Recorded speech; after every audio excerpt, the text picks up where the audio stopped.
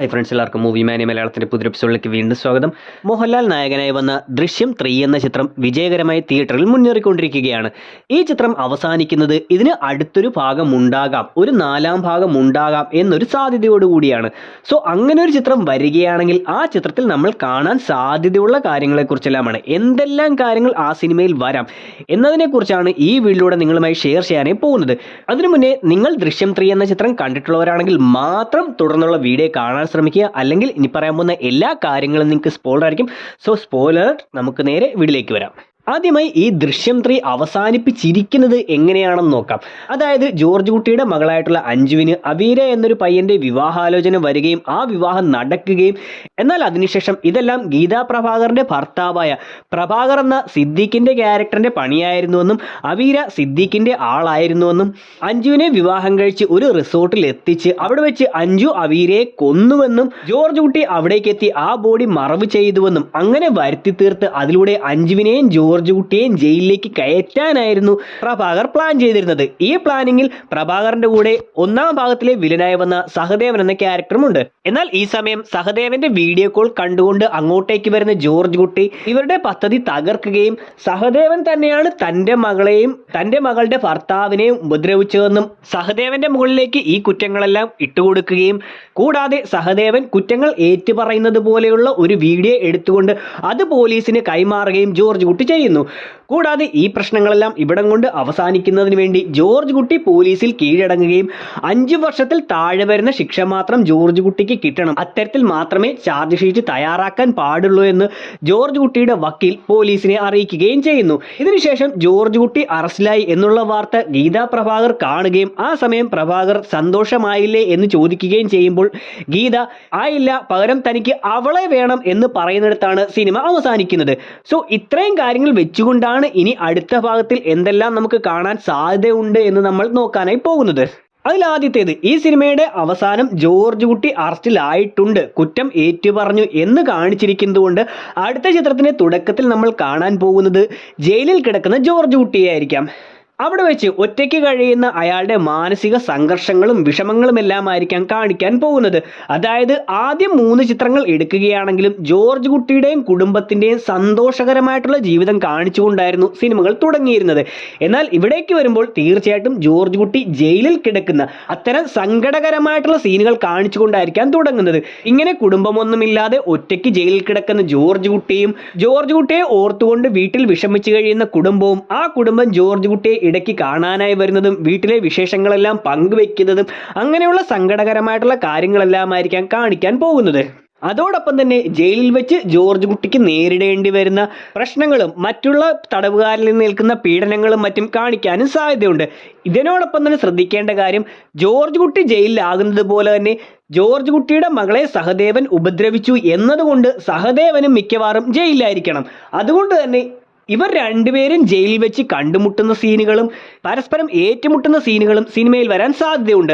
ആദ്യ 2 സിനിമകളെ അപേക്ഷിച്ച് ഈ 3ാം ഭാഗത്തിലേക്ക് വരുമ്പോൾ ജോർജ് കുട്ടി വയലൻസായി പെരുമാറുന്നതും സഹദേവനെ ക്രൂരമായി ഉപദ്രവിക്കുന്നതായിട്ടുമെല്ലാം കാണിച്ചിട്ടുണ്ട്. അതുകൊണ്ട് തന്നെ ഇവർ രണ്ടുപേരും ജയിലിൽ വെച്ച് ഏറ്റുമുട്ടുകയും പരസ്പരം തല്ലുണ്ടാക്കുന്നതുമായിട്ടുള്ള രംഗങ്ങളെല്ലാം സിനിമയിൽ വരാൻ ചാൻസ് ഉണ്ട്. ബോളിവുഡ് സിനിമകളെ മറ്റും അപേക്ഷിച്ച് ഇന്ത്യൻ സിനിമകളുടെ പ്രത്യേകതയാണ് ഒരു ഇടവേള, ഇന്റർവെൽ ഉണ്ടായിരിക്കുക എന്നത്. ഈ ഇന്റർവെൽ എന്ന് പറയുന്നത് ഈ ഒരു സിനിമയുടെ കഥാഗതിയെ മുഴുവൻ മാറ്റിമറിക്കുന്ന രീതിയിൽ സിനിമയിലെ കഥാപാത്രങ്ങളുടെ ജീവിതത്തിലെ ഒരു ടേണിംഗ് പോയിന്റ് തന്നെയായിരിക്കും ഈ ഇന്റർവെൽ. അതേപോലെ നമ്മളുടെ ജീവിതത്തിലും ഒരു ടേണിംഗ് പോയിന്റായി മാറാൻ കഴിയുന്ന ഒരു കാര്യത്തെക്കുറിച്ചാണ് ഇനി ഞാൻ പറയാനായി പോകുന്നത്, സ്റ്റോക്ക് മാർക്കറ്റിംഗ്. സോ ഈ സ്റ്റോക്ക് മാർക്കറ്റിംഗ് നടത്തുന്നതിന് നമ്മളെ ഏറ്റവും കൂടുതൽ സഹായിക്കുന്ന ഒരു ആപ്പാണ് മാർക്കറ്റ് വോൾഫ്. ഇത് സെബിയിൽ രജിസ്റ്റർ ചെയ്തിട്ടുള്ള ഒരു ട്രേഡിംഗ് ആപ്പാണ്. ഇതിൽ വെറും 99 രൂപയ്ക്ക് ആജീവനാന്ത ഫീസ് ഉപയോഗിച്ചുകൊണ്ട് നിങ്ങൾക്ക് സ്റ്റോക്ക് മാർക്കറ്റിംഗ് ആരംഭിക്കാവുന്നതാണ്. കൂടാതെ ഇതിൽ നിങ്ങൾക്ക് ട്രേഡിങ്ങുകളിൽ എക്സ്പേർട്ട് ആയിട്ടുള്ള ആളുകളുടെ റെക്കമെൻഡേഷൻസും ഫ്രീ ആയി ലഭിക്കുന്നതാണ്. ഒന്ന് ആലോചിച്ച് നോക്കിയേ, ഒരു പുതിയ സിനിമ തിയേറ്ററിൽ പോയി കാണാനാണെങ്കിൽ ടിക്കറ്റിന് ചാർജും ഫുഡിന്റെ ചാർജും അങ്ങനെ അല്ലറ ചില്ലറ ചെലവുകളെല്ലാം കൂടി നമുക്ക് ഏകദേശം ഒരു 400-500 രൂപ ചെലവാകുന്നതാണ്. എന്നാൽ ഇവിടെ വെറും 99 രൂപ, ആജീവനാന്ത 99 രൂപ ഫീസ് മുടക്കിക്കൊണ്ടാണ് നമുക്ക് ട്രേഡിങ്ങിന്റെ പല ഓപ്പർച്യൂണിറ്റീസുകളിലേക്ക് കടക്കാനായി സാധിക്കുന്നത്. ഇനി ഇത് എത്ര സിമ്പിളായി തുടങ്ങാമെന്ന് ഞാൻ കാണിച്ചു തരാം. ആദ്യം പിൻ നമ്പർ ഉപയോഗിച്ചുകൊണ്ട് ആപ്പിലേക്ക് ലോഗിൻ ചെയ്യുക. അങ്ങനെ ലോഗിൻ ചെയ്ത് കഴിയുമ്പോൾ ഈ ആപ്പിൽ നമുക്ക് സവിശേഷമായി കാണാൻ കഴിയുന്ന ഒരു കാര്യമാണ് ഫോളോ ട്രെൻഡ്. അതായത് ഇപ്പോൾ ഒരു സിനിമ ട്രെൻഡായി നിൽക്കുന്നത് പോലെ. സോ ഈ ഒരു ഫോളോ ട്രെൻഡ് എന്ന ഓപ്ഷനിൽ ക്ലിക്ക് ചെയ്ത് ഇൻവെസ്റ്റ്മെന്റ്, ചാർട്ട്, ട്രേഡ് ഇവയെല്ലാം പരിശോധിച്ചുകൊണ്ട് വളരെ നിസ്സാരമായി നമുക്ക് ട്രേഡിംഗ് തുടങ്ങാം. ഇതിൽ ഇൻബിൽറ്റായി സ്റ്റോപ്പ് ലോസ് എന്നൊരു ഫീച്ചറും കൂടി അവൈലബിൾ ആണ്. ഉദാഹരണത്തിന് ഇവിടെ കാണിച്ചിരിക്കുന്നത് ഒരു ലൈവ് ട്രേഡ് ആണ്. ഇവിടെ സ്റ്റോപ്പ് ലോസ് എന്ന ഓപ്ഷൻ സെലക്ട് ചെയ്യുകയാണെങ്കിൽ 1-2 ക്ലിക്കുകളിലൂടെ തന്നെ നിങ്ങൾക്ക് ആ ഒരു ലാഭം നേടിയെടുക്കാവുന്നതാണ്. ഞാൻ നേരത്തെ പറഞ്ഞു, ഈ ഒരു മാർക്കറ്റ് വൂൾഫ് എന്ന ആപ്പിൽ ട്രേഡിംഗ് എക്സ്പേർട്ടുകൾ നിങ്ങൾക്ക് ഉപദേശങ്ങൾ തരുന്നതാണ്. സോ അത്തരം ഉപദേശങ്ങൾ നിങ്ങൾ പാലിക്കുകയാണെങ്കിൽ ദിവസേന നിങ്ങൾക്ക് 10,000-ന് മുകളിൽ അല്ലെങ്കിൽ മാസത്തിൽ 70,000-ന് മുകളിൽ, വർഷത്തിൽ 5 ലക്ഷത്തിലും അധികം രൂപ വരെ പ്രോഫിറ്റായി നേടാവുന്നതുമാണ്. സോ ഇങ്ങനെ നേടിയെടുക്കുന്ന പ്രോഫിറ്റിനോ മറ്റോ ഒന്നും ഒരു എക്സ്ട്രാ ഫീസ് പോലും ഈ ഒരു ആപ്പ് ഈടാക്കുന്നുമില്ല. സോ ഈ ആപ്പ് നിങ്ങൾക്ക് താല്പര്യമുണ്ടെങ്കിൽ തീർച്ചയായിട്ടും അധികം സമയം കളയാതെ ഉടൻ തന്നെ ഡിസ്ക്രിപ്ഷനിലും പിൻ ചെയ്ത് കമന്റ് ബോക്സിലും കൊടുത്തിരിക്കുന്ന ലിങ്കിലൂടെ കയറി ഈ ആപ്പ് ഡൗൺലോഡ് ചെയ്യാനും സ്റ്റോക്ക് മാർക്കറ്റിൽ ഇൻവെസ്റ്റ് ചെയ്യാനും ശ്രമിക്കുക. ഇനി അടുത്തത് ഗീതാ പ്രഭാകർ. 3-ാം ഭാഗത്തിന്റെ അവസാനത്തിൽ ഗീതാ പ്രഭാകർ പറഞ്ഞതുപോലെ ജോർജ് കുട്ടിയുടെ മകളെയാണ് അവൾക്ക് ആവശ്യം.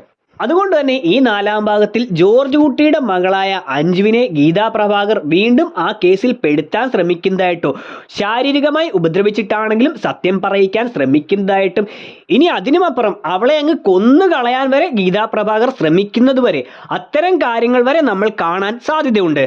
സോ ജോർജ് കുട്ടി ഒരു 4-5 വർഷത്തേക്ക് ജയിലിൽ കിടക്കുകയാണെങ്കിൽ ഈ ഒരു അവസരമായിരിക്കാം ഗീതാ പ്രഭാകർ ആദ്യം മുതലെടുക്കുന്നത്.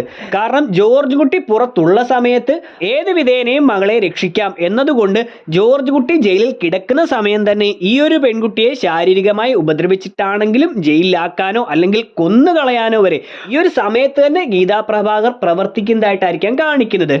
അതിന് ഗീതാ പ്രഭാകറിന്റെ കൂടെ പ്രഭാകർ എന്ന ക്യാരക്ടറും കൂട്ടുനിൽക്കാം. കാരണം ആദ്യ 2 ചിത്രങ്ങളെ അപേക്ഷിച്ച് 3-ാം ഭാഗത്തിലേക്ക് എത്തിയപ്പോൾ ഈ പ്രഭാകർ ആ പഴയ ക്യാരക്ടറെല്ലാം വിട്ട് തൻ്റെ ഭാര്യയ്ക്ക് വേണ്ടി എന്തും ചെയ്യുന്ന തരത്തിലുള്ള ഒരു ക്രിമിനലായി മാറുന്നതായിട്ടാണ് കാണിച്ചത്.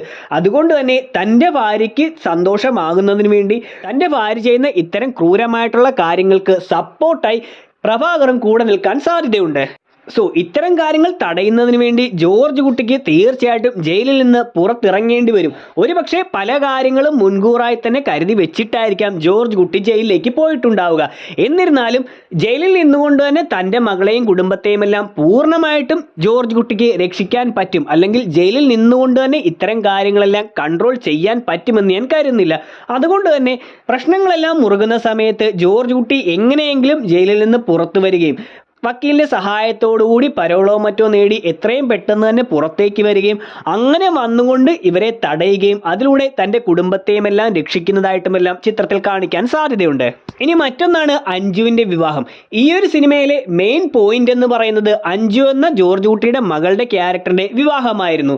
എത്രയും പെട്ടെന്ന് ആ മകളുടെ വിവാഹം നടത്തി അവളെ സേഫ് ആക്കാനായിരുന്നു ജോർജ് കുട്ടി നോക്കിയിരുന്നത്. ആദ്യമൊന്നും വിദേശത്തേക്ക് മകളെ വിവാഹം കഴിച്ചയക്കാൻ താല്പര്യപ്പെടാതിരിക്കുന്ന ജോർജ് കുട്ടി തൻ്റെ പരിസരത്ത് ആരോ വന്ന് കുഴിയെടുത്തിട്ടിട്ടുണ്ട് എന്ന് അറിയുന്ന സമയത്ത് ഒരുപക്ഷെ തൻ്റെ മകളെയും മറ്റും കൊല്ലാനാണോ എന്ന് പേടിച്ചുകൊണ്ട് മകളെ വിദേശത്തേക്ക് വിവാഹം കഴിച്ചയക്കാനും അയാൾ നിർബന്ധിതനാകുന്നുണ്ട്. അത്തരത്തിൽ ഈ ഒരു 4-ാം ഭാഗത്തിലേക്ക് വരുമ്പോഴും എത്രയും പെട്ടെന്ന് തൻ്റെ മകളുടെ വിവാഹം നടത്തി അവളെ സേഫ് ആക്കാനായിരിക്കാം ജോർജ് കുട്ടിയും കുടുംബവും നോക്കുന്നത്. സോ ജോർജ് കുട്ടി ജയിലിൽ നിന്ന് വന്നതിന് ശേഷം മാത്രം, ഈ 4-5 വർഷങ്ങൾക്ക് ശേഷം മാത്രം അഞ്ജുവിന്റെ വിവാഹം നടത്താമെന്നവർ തീരുമാനിക്കില്ല. കാരണം തീർച്ചയായിട്ടും ജോർജ് കുട്ടിക്ക് അറിയാം, ജോർജ് കുട്ടി ഈ ജയിലിലാകുന്ന സമയത്ത് തൻ്റെ ശത്രുക്കൾ ഗീതാ പ്രഭാകറും എല്ലാം ഒരുപക്ഷെ തൻ്റെ മകളെയും കുടുംബത്തെയും ആക്രമിക്കാൻ സാധ്യതയുണ്ടെന്ന്. അതുകൊണ്ട് തന്നെ ജോർജ് കുട്ടി ജയിലിൽ കിടക്കുന്ന സമയത്ത് തന്നെ മകളുടെ വിവാഹം നടത്താനായിരിക്കാം ശ്രമിക്കുന്നത്. 3-ാം ഭാഗത്തിൽ ഇങ്ങനെ ഒരു വിവാഹം നടത്താൻ ശ്രമിച്ച സമയത്ത് അതിൽ അവർക്ക് അവീരയുടെ കാര്യത്തിൽ പിഴവുകൾ പറ്റിയിട്ടുണ്ട്. അതുകൊണ്ട് തന്നെ അത്തരം പിഴവുകൾ വീണ്ടും ആവർത്തിക്കാതിരിക്കാൻ അവർ അടുത്ത സിനിമയിൽ ശ്രദ്ധിക്കുന്നതായി കാണാം. അതിനിടയിൽ ഗീതാ പ്രഭാകറും ചേർന്നുകൊണ്ട് ആ വിവാഹം മുടക്കാനും നേരത്തെ പറഞ്ഞതുപോലെ അഞ്ജുവിനെ അപായപ്പെടുത്താനും ശ്രമിക്കുന്ന കാര്യങ്ങൾ നമുക്ക് കാണാം. എന്നിരുന്നാലും ഈ ഒരു സിനിമയിലെ പോലെ ഈ സിനിമയിൽ അത്തരം കാര്യങ്ങൾ കൂടുതലായി കാണിച്ചിരുന്നത് കൊണ്ട് മനസ്സമ്മതം നടക്കുന്നു, വിവാഹം നടക്കുന്നു, അത്തരം കാര്യങ്ങളെല്ലാം വളരെ ടെൻഷൻ അടിപ്പിച്ച രീതിയിൽ കാണിച്ചതുകൊണ്ട് വീണ്ടും അത്തരം കാര്യങ്ങൾ ഇതേപോലെ തന്നെ നീട്ടിക്കാണിക്കാൻ ചാൻസ് ഇല്ല. പകരം അഞ്ജുവിന്റെ വിവാഹവും അതുമായി ബന്ധപ്പെട്ട് വരുന്ന കാര്യങ്ങളുമെല്ലാം വളരെ പെട്ടെന്ന് കാണിച്ചു പോകാനായിരിക്കും ചാൻസ് ഉള്ളത്. കൂടാതെ ഒരുപക്ഷെ ജോർജ് കുട്ടിക്ക് ആ ഒരു വിവാഹത്തിൽ പങ്കെടുക്കാൻ സാധിക്കുന്നില്ലെങ്കിൽ അഞ്ജുവും റാണിയുമെല്ലാം ജോർജ് കുട്ടിയെ വിവാഹ സമയത്ത് ജയിലിലേക്ക് വന്ന് കാണുന്നതുമായിട്ടുള്ള വൈകാരികമായിട്ടുള്ള രംഗങ്ങളെല്ലാം ചിത്രത്തിൽ വരാനും സാധ്യതയുണ്ട്. ഇനി മറ്റൊന്നാണ് വീണ നന്ദകുമാറിന്റെ ക്യാരക്ടർ. ഈ ഒരു ചിത്രത്തിന് ശേഷം ഏറ്റവും കൂടുതൽ ട്രോളുകൾ ഏറ്റുവാങ്ങിയിട്ടുള്ളത് വീണ നന്ദകുമാറാണ്. സിനിമയുടെ തുടക്കം മുതൽ പകുതി വരെ വളരെ ഇമ്പോർട്ടന്റോടുകൂടി പോയിരുന്ന ക്യാരക്ടറാണ് ഒരു പരിധി കഴിയുന്ന സമയത്ത് പിന്നീട് അങ്ങോട്ട് സിനിമയിൽ കാണാതാകുന്നത്. സോ എന്നിരുന്നാലും ഒരു 4ാം ഭാഗം എത്തുന്ന സമയത്ത് ഈ ഒരു ക്യാരക്ടർ വീണ്ടും വരാൻ ചാൻസ് ഉണ്ട്. അതായത് ഈ സിനിമയിൽ സഹദേവൻ എന്ന തന്റെ അച്ഛന് വേണ്ടി ഒരുപാട് പ്രയത്നിക്കുന്ന ഒരു ക്യാരക്ടറായിട്ടാണ് ഇവൾ വരുന്നത്. അതുകൊണ്ട് തന്നെ സഹദേവൻ എന്ന തന്റെ അച്ഛൻ ജയിലിലാണെങ്കിലും പ്രഭാകറും ഗീതാ പ്രഭാകറുമായെല്ലാം ചേർന്നുകൊണ്ട് തന്റെ അച്ഛന് വേണ്ടി പ്രതികാരം ചെയ്യാൻ ഈ പെൺകുട്ടിയും ഇവരുടെ കൂടെ ഉണ്ടാകാൻ സാധ്യതയുണ്ട്. അതുകൊണ്ട് തന്നെ ഈ സിനിമയിൽ ഒരു പരിധി കഴിഞ്ഞപ്പോൾ അപ്രത്യക്ഷമായി പോയിരുന്ന ഈ ഒരു ക്യാരക്ടർ വളരെ ഇമ്പോർട്ടന്റ് ആയിട്ടുള്ള സീനുകളിൽ തന്നെ തിരിച്ചു വരാം. ഇനി മറ്റൊന്നാണ് ജോർജ് കുട്ടിയുടെ ഇളയ മകൾ അനു. ഈ 3ാം ഭാഗത്തിൽ ജോർജ് കുട്ടിയുടെ ഈ ഇളയ മകൾ സൈബർ സെക്യൂരിറ്റി പഠിക്കാൻ വേണ്ടി വിദേശത്തേക്ക് പോവുകയാണെന്ന് പറയുന്നുണ്ട്. എന്നാൽ അതിന്റെ ഇമ്പോർട്ടൻസ് എന്താണെന്നോ എന്തുകൊണ്ടാണ് ഈ കുട്ടി ഇത് തന്നെ തിരഞ്ഞെടുത്തതെന്നോ എന്നുള്ള കാര്യങ്ങളൊന്നും കാണിച്ചിട്ടില്ല. എന്നിരുന്നാലും 4ാം ഭാഗത്തിലേക്ക് എത്തുന്ന സമയത്ത് ആ ഒരു സൈബർ സെക്യൂരിറ്റി ഈ ഒരു കുട്ടി പഠിക്കുന്നതിന്റെ സാധ്യതകൾ കൊണ്ടുവരാം. അത്തരം കാര്യങ്ങൾ എങ്ങനെയാണ് ഇവരുടെ കുടുംബത്തെ രക്ഷിക്കുന്നത്, അല്ലെങ്കിൽ അത്തരം കാര്യങ്ങൾ ജോർജ് കുട്ടിക്ക് ഏതെല്ലാം രീതിയിൽ ഉപയോഗപ്പെടുത്താം എന്നിങ്ങനെയുള്ള കാര്യങ്ങളെല്ലാം അടുത്ത ചിത്രത്തിലേക്ക് കൊണ്ടുവരാം. അതേപോലെ തന്നെ 2ാം ഭാഗത്തിലും 3ാം ഭാഗത്തിലും വന്ന വളരെ നല്ലൊരു ക്യാരക്ടർ ആയിരുന്നു ജോസ്. സോ ആ ഒരു ക്യാരക്ടറിനെയും വളരെ നല്ല രീതിയിൽ തന്നെ 4ാം ഭാഗത്തിലും ഉപയോഗിക്കാം. ജോർജ് കുട്ടി ജയിലിലാണെങ്കിലും കുടുംബത്തിന് വേണ്ടിയുള്ള പല കാര്യങ്ങൾ ചെയ്യുന്നതും ജോർജ് കുട്ടിയുടെ കുടുംബത്തിന് എതിരെ വരുന്ന കാര്യങ്ങളെല്ലാം നിരീക്ഷിക്കുന്നതും അത്തരം കാര്യങ്ങളെല്ലാം കൃത്യമായി ജയിലിൽ ചെന്ന് ജോർജ് കുട്ടിയോട് പറഞ്ഞു കൊടുക്കുന്നതും ഈ ജോസ് എന്ന ക്യാരക്ടർ ആയിരിക്കാം. സോ ചുരുക്കി പറയുകയാണെങ്കിൽ ഈ 4ാം ഭാഗത്തിൽ നമ്മൾ കാണാൻ സാധ്യതയുള്ളത് ജോർജ് കുട്ടിയും സഹദേവനും ജയിലിൽ കിടക്കുന്നതും അവിടെ വെച്ച് ഇവർ രണ്ടുപേരും തമ്മിൽ പോരടിക്കുന്നതും കുടുംബത്തെ അകന്ന് ജയിലിൽ കഴിയേണ്ടി വരുന്ന ജോർജ് കുട്ടിയുടെയും കുടുംബത്തിന്റെയും വിഷമകരമായിട്ടുള്ള രംഗങ്ങളും, ഈ സമയത്ത് ജോർജ് കുട്ടി ജയിലിലായിരിക്കുന്ന ഈ സമയത്ത് തന്നെ ജോർജ് കുട്ടിയുടെ കുടുംബത്തെ ആക്രമിക്കാനായും ജോർജ് കുട്ടിയുടെ മകളെ ജയിലിലടയ്ക്കാനും അല്ലെങ്കിൽ കൊന്നുകളയാനുമായി തന്നെ വരുന്ന ഗീതാ പ്രഭാകറും ഇവരുടെ കൂടെ നിൽക്കുന്ന സഹദേവന്റെ മകളും ഇതിനെതിരെ ജോർജ് കുട്ടിയും ജോർജ് കുട്ടിയുടെ കുടുംബവും ഒരുപക്ഷെ നേരത്തെ പറഞ്ഞതുപോലെ അനു പഠിക്കുന്ന സൈബർ സെക്യൂരിറ്റിയുടെ കാര്യങ്ങൾ വെച്ചുകൊണ്ട് ഇവർ ഇതിനെയെല്ലാം എങ്ങനെയാണ് നേരിടാൻ പോകുന്നത് എന്നീ കാര്യങ്ങളെല്ലാമാകും ഈ 4ാം ഭാഗത്തിൽ നമ്മൾ കാണാൻ പോകുന്നത്. കൂടാതെ ഈ 3ാം ഭാഗത്തിൽ കുറവായി വന്നിരുന്ന അല്ലെങ്കിൽ ഒരു നെഗറ്റീവായി പലർക്കും തോന്നിയിട്ടുള്ള കാര്യമാണ് മറ്റ് 2 സിനിമകളെ അപേക്ഷിച്ച് വന്നിരുന്ന കുറവായി തോന്നിയിട്ടുള്ള ജോർജ് കുട്ടിയുടെ ബ്രില്യൻസുകൾ. സിനിമയുടെ അവസാന ഭാഗത്തിൽ കുറച്ച് ബ്രില്യൻസ് എല്ലാം കാണിക്കുന്നുണ്ടെങ്കിലും മറ്റ് 2 സിനിമകളെ അപേക്ഷിച്ച് അത്തരം കാര്യങ്ങൾ പൊതുവെ കുറവായിരുന്നു എന്ന് പറയാം. അതുകൊണ്ട് തന്നെ ഈ 3ാം ഭാഗത്തിലേക്ക് വരുമ്പോൾ അങ്ങനെ ത്രില്ലടിപ്പിക്കുന്ന ഒരുപാട് രംഗങ്ങൾ ഉൾപ്പെടുത്താനും അതിലൂടെ എല്ലാവരുടെയും ബുദ്ധിയെ കടത്തി വെട്ടിക്കൊണ്ട് എപ്പോഴും മുന്നിൽ തന്നെ നിൽക്കുന്ന ജോർജ് കുട്ടിയുടെ അത്തരം ബ്രില്യൻസുകൾ ഒരുപാട് കാണിക്കാനും സാധ്യതയുണ്ട്. വീഡിയോ അവസാനിപ്പിക്കുന്നതിന് മുന്നേ മാർക്കറ്റ് വുൾഫിനെ പറ്റി ഒന്നുകൂടി ഓർമ്മിപ്പിക്കുകയാണ്.